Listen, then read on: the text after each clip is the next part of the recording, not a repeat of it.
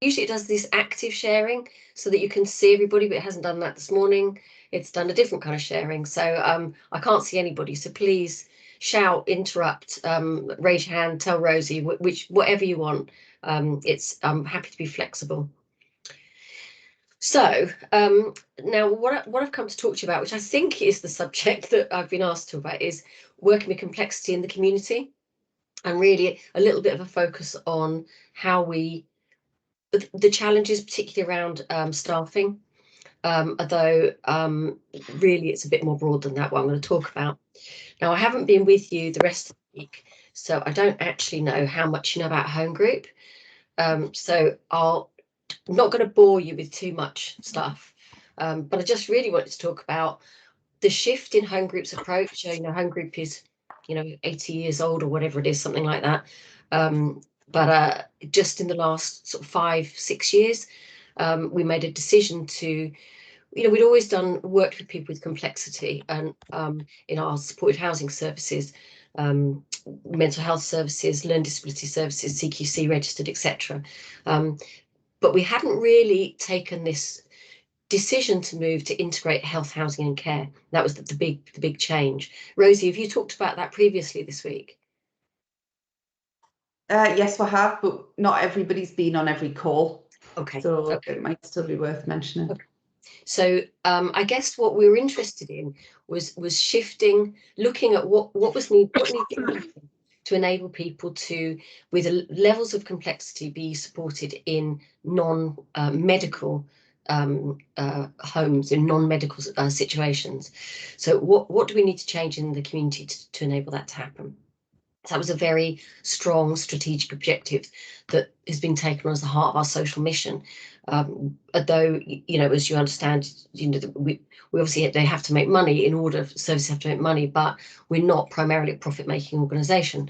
So it's really important for us to have that as a clear strategic objective in our social mission. So what we realised as an organisation, that though we've been working, as I say, with people with complexity, if we were going to move to work with people with higher levels of complexity and reproduce some of the best things in clinical environments, we needed a clinical infrastructure to underpin that. Not to duplicate statutory services, but really to just enable us to support our teams. So I've just been handed a cup of tea, which has completely confused me. Sorry about that. Hang on. Right, I'm back on it now. Sorry. So we needed to create this clinical infrastructure, and that was not to duplicate statutory services, but to add to what people to add to the level of knowledge and experience we had in our teams, and provide that leadership. And I'll talk a bit more about that later. Second thing we did was look at our clinical governance model, because obviously with that higher level of support that we're providing, we needed greater scrutiny on our performance and on safety for customers. So we created a whole clinical governance team that now analyse all our data in terms of accidents, incidents and quality of the services we provide, as well as clinical standards for our clinical staff. So we are investing, we're in the middle of an investment period of somewhere around 35 million in property to support transitions to people's homes in the community. So a significant capital investment to enable that to happen. Really embracing that wider ambition of transforming care to provide people with something very different, not just reproducing hospitals in the community, but providing people their own home. So as I say, we invested in clinical infrastructure, and we created a new support practice model called LIFE, Living Independently, Feeling Enabled. And we're using this to underpin our services. And again, I'll talk about that a little bit more in a moment. So we are ambitious. We are working with commissioners across England to transition people with complex needs. We aim for 28 in 2021, and then up to 126 over the next 3 years. So it is a significant programme that we're hoping to do. I can assure you this has been very difficult through pandemics. That was a bit of an unexpected hiccup, which is continuing to rumble on. Any of you that are involved in housing will know that supply chains and and getting people to do, so I can't think of the words, but electricians and plumbers, all those people in such short supply. So one of the unexpected difficulties we've had in this programme is actually housing. Despite the fact that we're a housing provider, it is very difficult to continue through a pandemic and through Brexit to enable us to do that. So working with complexity, so life was our support practice model, and the concept was we wanted to create a language and an understanding that worked for all our staff and all our customers, regardless to the level of complexity. So we wanted the same language to be used by a support worker as by an OT or a psychologist or anybody else in the organisation. That's not to dumb down or to expect support workers to engage in what's the kind of understanding that's taken people years and years of both studying and experience, but it's to have a level playing field that we can all talk about. So with the customer firmly in the centre, we developed these 3 principles, which aren't new to anybody. Person-centred and strengths-based is, I think those terms have been knocking around for 25 years that I've been working in supported housing and care services. And I'm not going to go into those because they'll be really familiar to you. But psychologically informed, I guess, was the layer that we put on top of that as the 3rd principle. And psychologically informed embraces things like psychologically informed environments, obviously, trauma-informed care, positive behaviour support, and that understanding of behaviour. So it gave us an additional layer of language and understanding that gave us greater insight and reflection on the customers that we wanted to work with. So those are our 3 principles. That's sort of how we do everything. And then the 3 domains, the green circles, are what we do. And in order to move beyond just providing specialist housing, specialist tenancy support with personal care in our CQC services, we wanted to move beyond that. So we developed these 3 principles of wellbeing, skills, and physical health. And at the baseline, those 3 things can be delivered by straightforward supported housing type colleagues, or they can be delivered by psychologists, occupational therapists, PBS practitioners, etc. So those domains should cover everything that's needed. And it was really important for us to put physical health in there, not to replace what the NHS does, not to be something different, but to understand that for people to live a good life and to get an equality of or equity of outcome for their health, it involved everybody doing their bit, and that proactive, preemptive, upriver kind of approach to working with people's health was really important. Any questions on that? Is that the right speed for everyone? Is everyone on board with this? All going okay?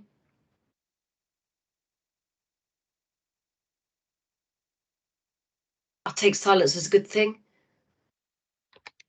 Perfect, Jen. And I'm back on now, guys. Oh, good. Well done. So taking that as our kind of the fundamental approach that we're providing, we then started to create some complex care service models. Broadly speaking, these are the ones that we have either started to deliver or are in the process of developing. So there's the kind of LD autism offer, which is generally supported by PBS practitioners. So working on that sort of behavioural approach. We've tried with clinical oversight rather than just clinical oversight, which is a much more light touch model. We've found that really for people with complexity, we're not keen to deliver that. We actually think it needs PBS to be embedded within the team. So our models generally have somebody actually, a clinician embedded in each team.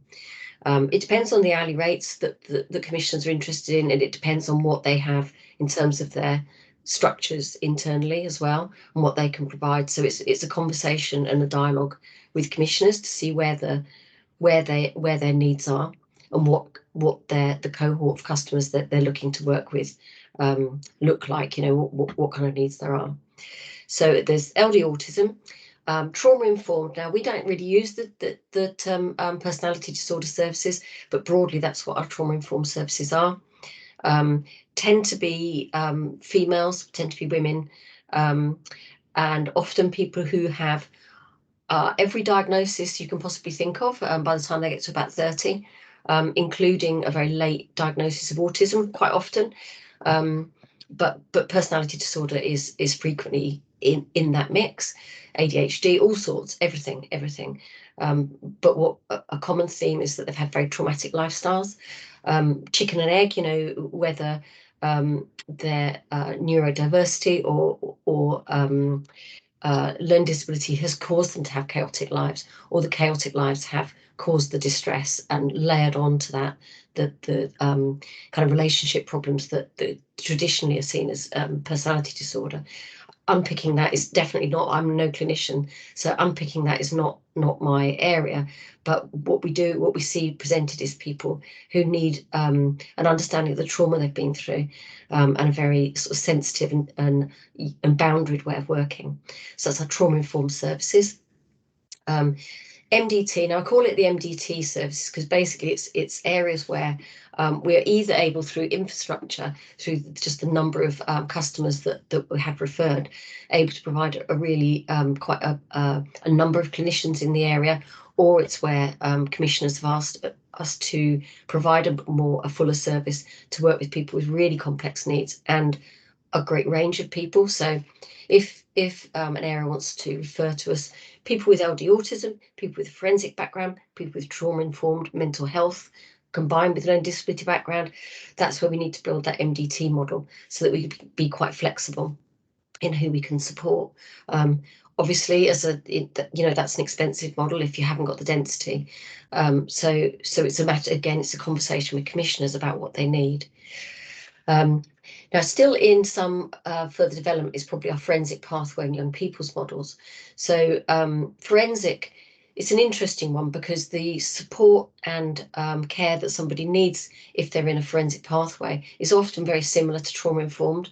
We almost see men defined in that forensic pathway, women defined in the personality disorder pathway, but actually their experiences and even some of their offences are very similar activity, very similar presentation, but it feels like that's how they tend to get defined. The difference with the forensic customers is obviously a slightly more accentuated approach towards risk, use of more risk tools to understand that, because of our responsibility obviously to the community, and keeping the community safe as well as the customer. Plus, I guess a slightly more enhanced approach to partnership with MOJ or probation, depending on where they sit. So, and the responsible clinician obviously has a greater role in that. So that's the forensic model. Pathway models are really responding to commissioner need to provide small numbers of really quite high dependency, high needs units, combined with what I describe as enhanced support services and enhanced floating support. So there's a whole pathway approach to people, but they are complex people. So we deliver it under treatment of disease, disorder and injury. And that's because CQC regulation is an interesting one because they're really focused on nursing, the CQC models and levels of personal care moving towards nursing, when actually what we're looking at is the need for regulation around complexity, and that doesn't really quite exist. So what we use is the TDDI, which enables us to have oversight by an LD nurse or a mental health nurse of all risk assessments, etc., and that leadership from a nurse from the top. Whilst being flexible, providing that as if it was a community service, so it can flex in and out depending on where they are in terms of their risk and their needs at any point. So that's we're just working on that, and that's at the moment looking at psychosis pathways, personality disorder pathways, as well as learning disability.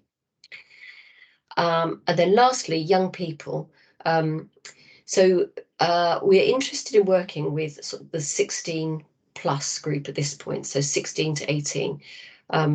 It's very predictable that somebody would reach 18 at a particular point, regardless of their complexity. And often people are in either out of area placements or in residential colleges running up to being 18 when they have significant complexity. And then need to come back to the community, need to come back home.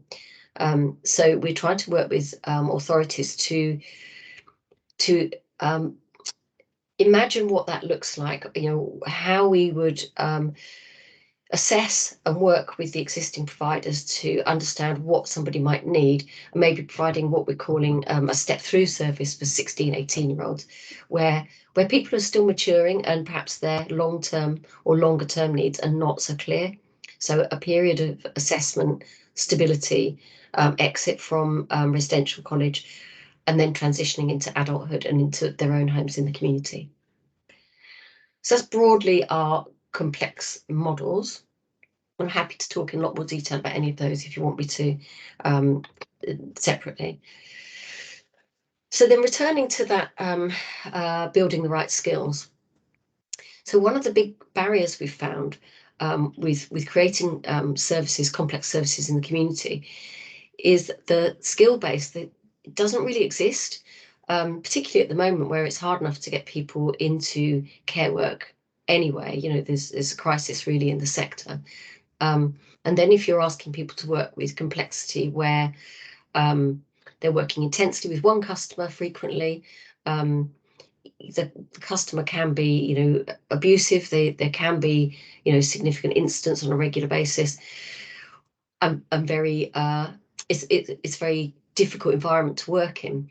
And what we know is that though we provide quite enhanced salaries, we pay above sector rates, but that's not the whole picture.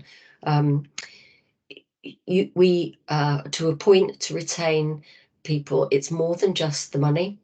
It's more than just training. I've slightly fallen out of love with training because we spend a lot of money on training, and then people find they're not comfortable with the job, they don't want to do the job, or they take our training and they move on to more senior positions elsewhere. There's so much care work available. So we'll not stop providing training, but what we know is that actually leadership is really important at a very local level. So working with teams so they understand, so they can process what happens on a regular basis, so that their welfare is as much in our minds as the customers is. And they can help our teams deliver really bespoke packages. So even when we're working with nurses, and we're working with particular customers and their issues are, for instance, they might have diabetes, or they might have epilepsy, or skin integrity issues, those things. It's about taking people on a journey to understand not just those themes from a training point of view, but from how it appears for that particular individual, how to work with the individual. And often the PBS behavioural approach is really good at unifying all the elements that support somebody. So having PBS workers full-time locally with services is really helpful for that leadership, as is OTs, psychologists, etc. It supports the team to have reflection and to improve their practice, that coaching and mentoring approach, and being open. It's also really good. It's a really good support to ensure there isn't abuse happening, that people have that time to reflect if they're getting frustrated with their customer, if they're getting lost and confused with how to support them. There's somebody there to reflect on that and to understand that, rather than it going on and not getting uncovered. So that's very important too. Also provides that clinical oversight for risk and risk management, as we've talked about, so that we use face risk assessments. I don't know whether they're familiar to you, but they're used quite widely, and they use that 5P formulation. So there's a real rounded understanding of risk and positive risk taking, so that we enable somebody to move forward whilst also looking after the risk and making sure we keep them safe within that framework. What we're also very aware of, though, that there's lots of statutory services out there, and in each of your local authorities and CCGs, you'll have varying pressures on your community teams. What we don't want to do is to provide light touch occupational therapy, and that acts as a barrier from getting their statutory services in. So it's not about that. It's about enabling the frontline teams to deliver. You know, sometimes I say to our clinicians, I'm not really interested in what you can do. I'm interested in how you can empower the frontline teams to provide that 24/7 therapeutic approach, that 24/7 approach to skills development, or trauma-informed approach, whatever that is. 2 hours of a therapist isn't useful. It's the whole team being behind it.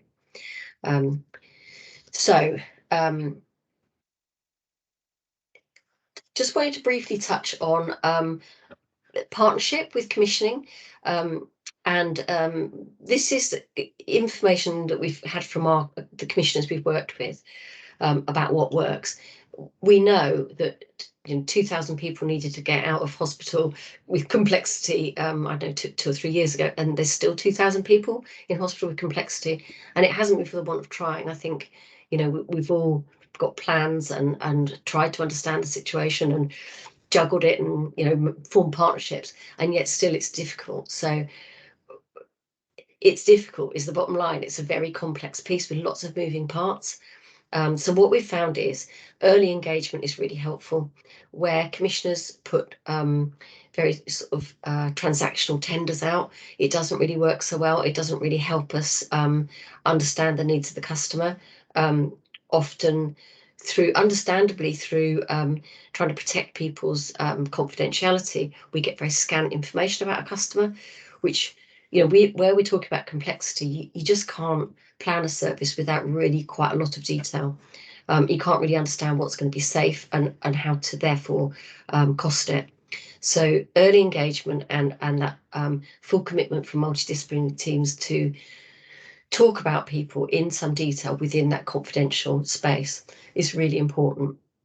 And where that works best, we really get a good flow of information and a good understanding of what we can do, how to design the service that really gets upfront early investment in it, rather than finding, what we didn't realise was they're going to cause damage to the sink and we need to put in really robust furniture in the bathroom. Otherwise, we're going to be constantly replacing it, or they're going to have to move out while we do the works because of the disturbance to them. So it's really important that we get upfront knowledge about how to design the physical space and the service around them.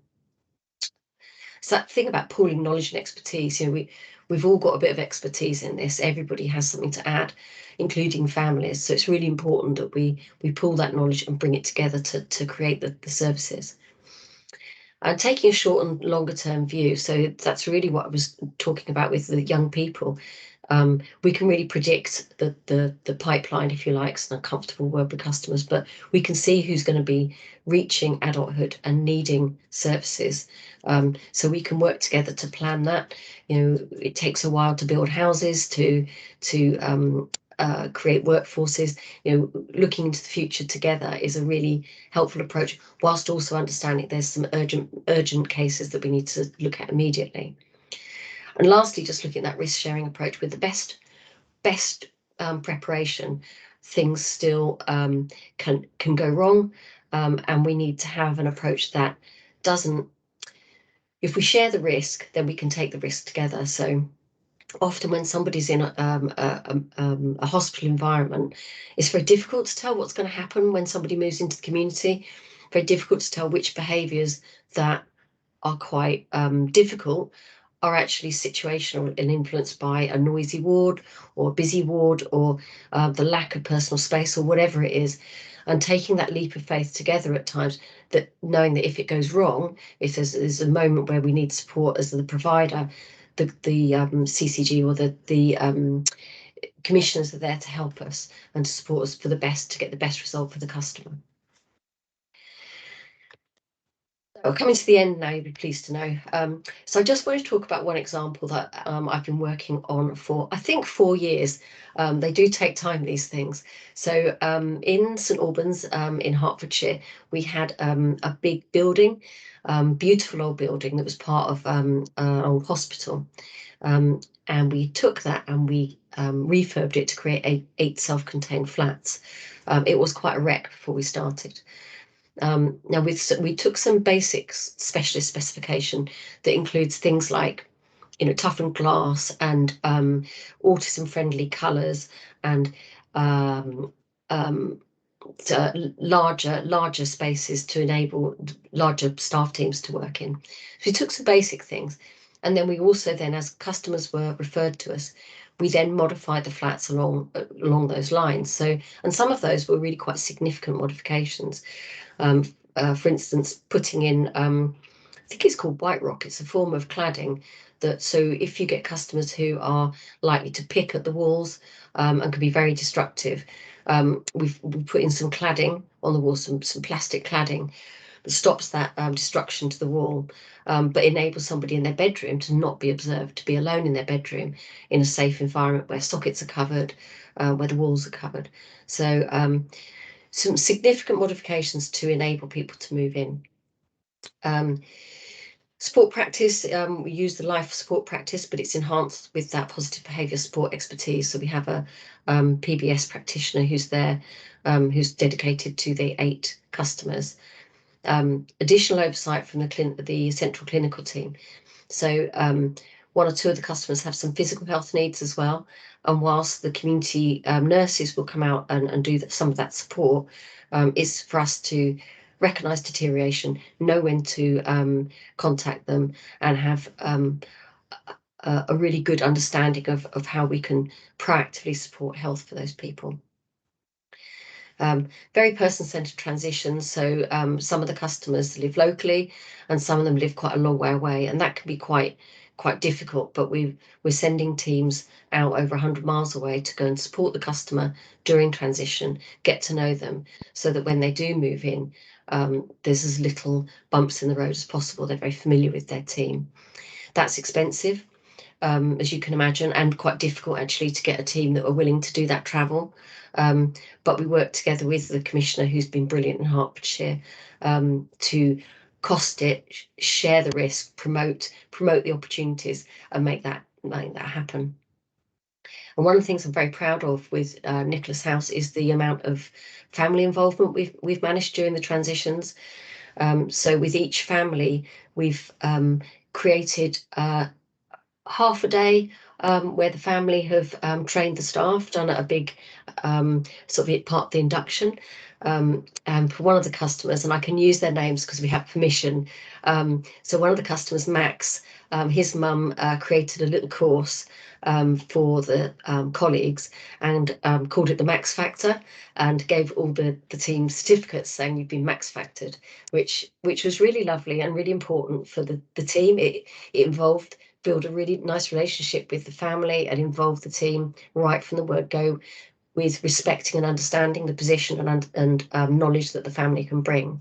Another customer called Pranav, his mum created a Pranapedia, which is Pranav really loves Wikipedia, so it's kind of a play on words for him. But it's like a guide to her son, how-to guide with her son, which she gives those out to each new member of staff. So it's been a lovely journey, and they've been involved in choosing the staff, in choosing some of the furnishings, and being really involved right from the word go. So that's me. I was just going to finish with a few of the things that the families said. We had this phrase, they're all boys at Nicholas House, so we had this phrase, happy mums, happy sons, happy dads, happy lads, which became a bit of a saying for us. But they really appreciated how much they were involved, choosing their caregivers, and being provided. I think it was they're all under 25. And for some of the families, it was a breath of fresh air for their son to be offered their own tenancy, their own place to live, a team that was built around them, and who have been trained and focused on the specific needs of their son, rather than just learning disabilities or autism. Actually, it's about their individual son. It's about Max and Pranav. So that's me done. But that wasn't too long or boring or too fast. No, that was spot on. Thank you so much, Jen. A I'm pleasure. going to try and put my camera on. Let's hope that I stay with you all on this occasion. So I'd like to open up to questions, if anybody has any questions on the presentation that Jen's just given. Don't be shy, everyone. Feel free to drop in the chat box or hands up. Yes, Brian. Welcome. Hiya. Yeah, thank you. That was great. Really enjoyed listening to that and learned a great deal. So thank you, Jenny. I've got a specific question around supporting staff with their own emotional well-being, because behaviour that challenges can now also challenge our own sense of our emotional regulation, if you like. So I just wondered how you support staff in that way. I think it's absolutely spot on, and it's something we've learned. And yes, you know, a lot of incidents, they're difficult. You know, people, there's a lot of name calling. There's a lot of you know, racial abuse, which we've had some soul searching about. You know, it's very difficult to know how to deal with that. But reflection, spending time. So we have immediate post-incident support. So, you know, literally cup of tea, you know, timeout kind of stuff, which isn't easy where we've got dispersed properties. Even that is difficult to deliver, but that's our what we try and do is give that person who's experienced it some time out. Then instant write-up, which I know doesn't sound like it should be supportive, but actually enabling somebody to get down in some detail what's happened. And what we found is immediately log the incident. Do not ask people to write every element down, because that's quite traumatic for them. So give them 2 or 3 days now. It used to be like, oh, you must write it all down before you forget it. You know, that was always the kind of mantra, but we've moved away from that. So give people a bit of time to not write those incidents down, and then team post-incident support provided by a psychologist, which, you know, we all work on teams now, so that's become much easier.